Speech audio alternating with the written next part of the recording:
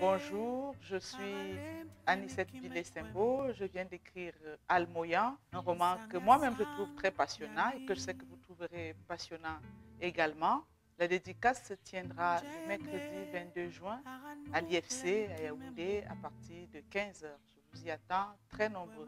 Aujourd'hui, c'est moi qui paie la tasse du café des mots.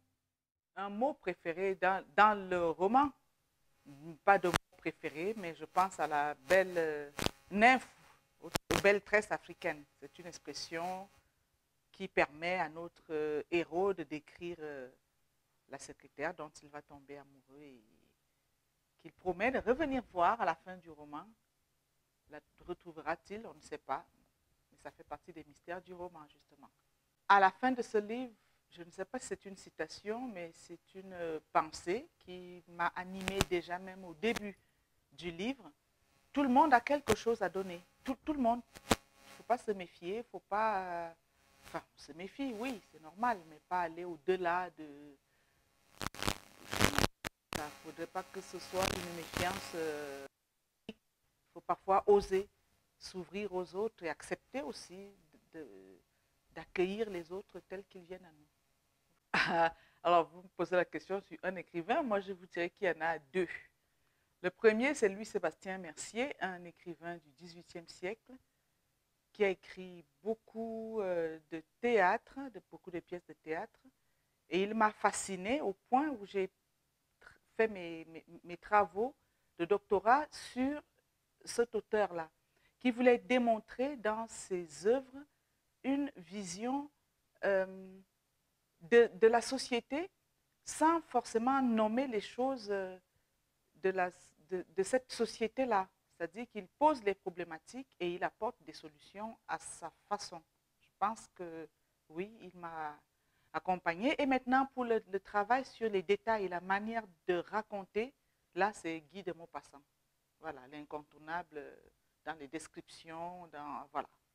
Et puis un peu ma folie aussi, ma folie personnelle.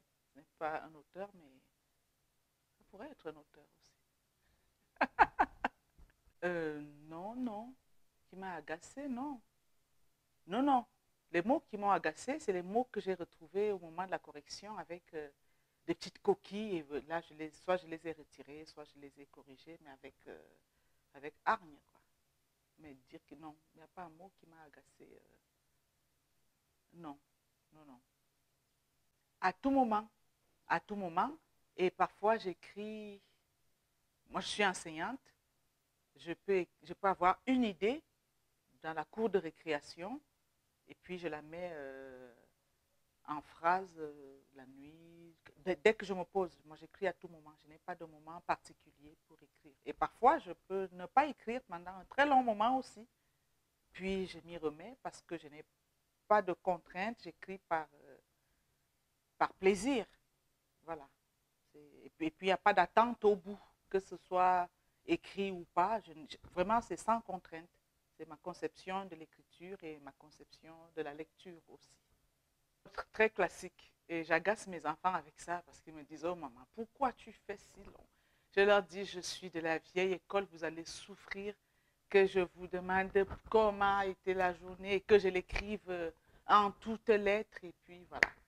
Malheureusement, il y a la vieille époque aussi, la vieille génération dont je fais partie.